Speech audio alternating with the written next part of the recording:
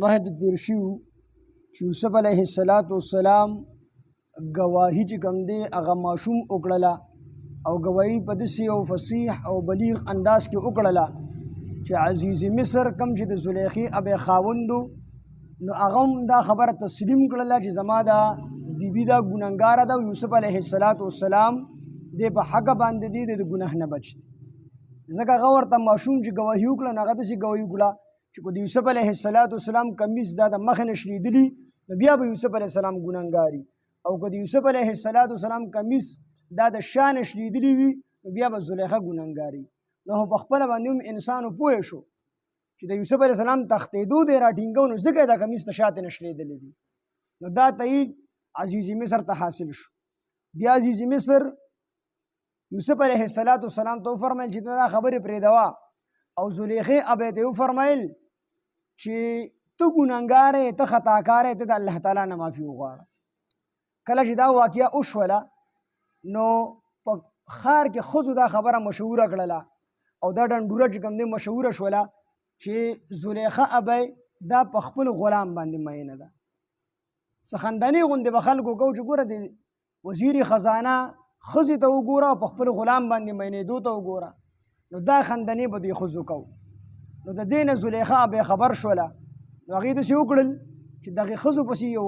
قاصد ور ولېږو ورته ویل چې تاسو له مونږ ډوډۍ کړې ده او تاسو ټولې ښځې به زما مېلمنې یې دوی راوغوښتلې او دوی د ډوډۍ تیاري شروع شو بعضې څیزونه داسې وو لکه فروټ وغیره چې په چړو باندې کټ کولي نو ټولو ښځو له یوه چاړه ورکړله او یوسف علیه السلام په یو کمره کې بند کړی چې دوی کله دا میوې کټ کولې د کټ کولو دا څیزونه یې کټ کول په دغه درمیان کې یوسف علیه السلام دوی ته لږ بهر راووځه خو یوسف علیه السلام ته دا پته نه و چې دوی باندې د ښځو د لیدلو دپاره راوکاږي که نه بیا به نو راوتې او هغه وایي سکار به یي نو او غلام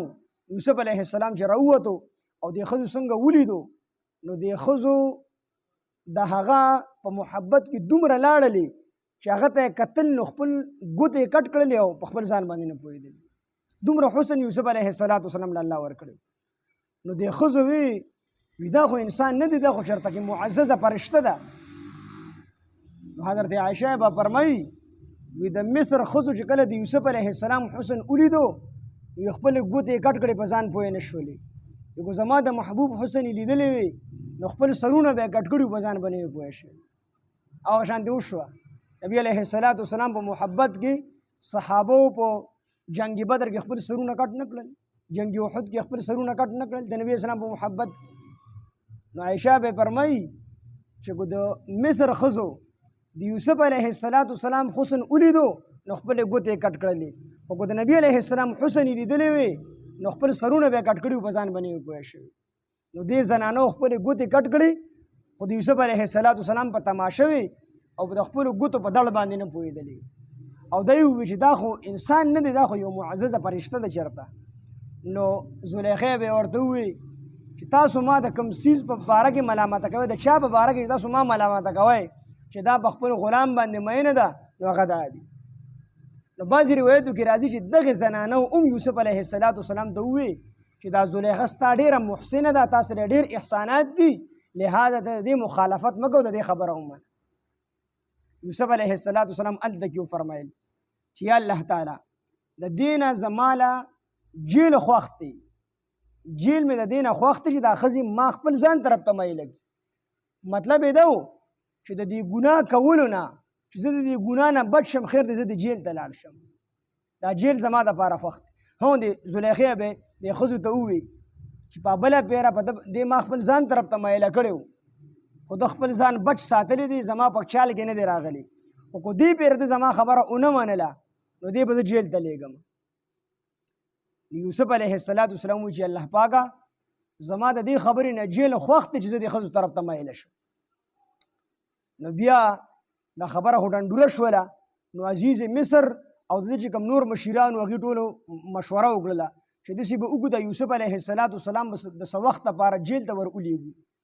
دې ته خو پته وه چې دی په حقه باندې دی دی پاک صاف دی زما ښځه ګنهګاره ده خو د دې خلکو د خلو بندولو دپاره عزیز مصر او د چې کوم نور ملګري وو هغوی دا مشوره وکړله چې دی به جیل ته ولیږو نو د دې خلکو خولې به هم بند شي او د زلیخا به هم کلاره شي.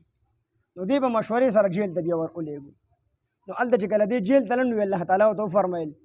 یوسف علیه السلام ته چې دا جیل ګورې تا خپل ځان دپاره په خپله خوښ کړی دی، ته په خپله دې جیل ته راغلی ما نه راوست. الله تعالی ورته وفرمیل چې د دې په ځای د عافیت دعا کړې وي نو د دغې ګناه نه به هم بچ شوي وي او په عافیت باندې به هم. نو تا د جیل دعا وکړله. د دې نه علما فرمایي چې بعضې وخت کې انسان په یو ډېر سخت تکلیف کې نو دی وی خیر دی دې نه کم تکلیف ښه دی خو چې دا غټ تکلیف رانړي شي. ښځې وي نیمګړې دعا به نه کوي،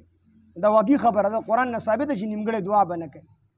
نو سړی په کینسر پروت دی، دی وی خیر دی زما د همیشه طبي خو چې د کینسر نه ښه شم، دا نیمګړې دعا به نه کوي، دا عافیت دعا به کوي چې الله پاک ما بالکل روغ موټ مې کړي، روغ موټ مې کړي. بعضې وخت کې دې دعا وکړي خدای د دې کینسر نه جوړ شم نو خیر زما د همیشه په سر باندې دړي نو بیا به همیشه په سر باندې دړي دعا قبول شي. نو نیمګړې دعا به نه کوي. نبی علیه السلام الله تعالی ورته وفرمیل چې دا جیل خانه تا د ځان دپاره خوښه کړه. حالانکې یوسف علیه السلام مطلب دا نه و چې زه د جیل ته لاړ شم، هغه وی چې زما د زلیخا ابی ما جیل ته لیږل غواړي، په څه وجه مې لیږل غواړي؟ په دې وجه چې زه د دې مطلب نه پوره کوم. نو خیر دی زه د جیل ته لاړ شم، دا جیل زما دپاره خوښ دی د دې خبرې نه چې زه دې طرف ته مایله شم. نبی الله تعالی ورته وفرمیل چې داسې دې ویلې وي چې جیل ته هم نه ځمه، الله تعالی د دې ګناه نه بچ کړي، په عافیت سره مې بچ کړي. نو د دې د ګناه نه به هم بچ شوي وي، جیل ته به هم نه وي تللي، ښکلې زندګي به ځان نه تېروله. د دې وجې نبي علیه السلام یو کس دعا کوله د صبر، خدای پاکه ماله صبر راکړي، خدای ماله صبر راکړي. نبي علیه السلام منع کړو هغه کس، ورته وایي د صبر دعا مه کوه، ځکه د صبر سره به تکلیف وي، د عافیت دعا کوه چې خدای پاکه ماله دنیا او د آخرت عافیت راکړي، امن راله راکړي، صحت راله راکړي، فراخي راله راکړي، دا دعا کوه. ځکه ته صبر غواړې نو صبر خو په نعمت باندې نه وي، صبر خو خامخا په تکلیف په مصیبت باندې صبر وي. کنه تا باندې څه تکلیف راشي ته به صبر کوې، په تکلیف باندې صبر کېږي، په مصیبت باندې. نو نبي علیه السلام دې صبر دعا مه کوه. ابن عباس رضی الله عنه د نبي السلام تر دی هغه یو پیره نبی علیه السلام د درخواست وکړو چې د الله پیغمبر زه څه دعا کوم؟ نو نبی علیه السلام ورته وفرمیل د عافیت دعا کوه چې الله درله صحت هم درکړي، فراخي درله هم درکړي، د هر شر نه دې محفوظ هم وساتي، د هر تکلیف نه دې محفوظ وساتي، بس د عافیت دعا غواړه. ډېر وخت پس بیا عباس رضی الله عنه فرمایي ما دې بیا دوباره تپوس وکړو چې د الله پیغمبره زه څه دعا کوم؟ نبی علیه السلام راته وفرمیل چې د دنیا او د آخرت خیرونه او عافیت غواړه، د دنیا او د آخرت عافیت غواړه چې هر ځای کې زه په امن سره یم، د تکلیف نه بچ یم، دا دعا کوه. نو موږ ته هم دې کې سبق دی چې موږ د عافیت دعا غواړو او نیمګړی سوال نه کړو. نیمګړی ښځې وي نیمګړی سوال به نه کوئ، دا نیمګړی سوال اکثر زر پوره کېږي. نو پوره سوال کول پکار دي، د عافیت سوال کول پکار دي.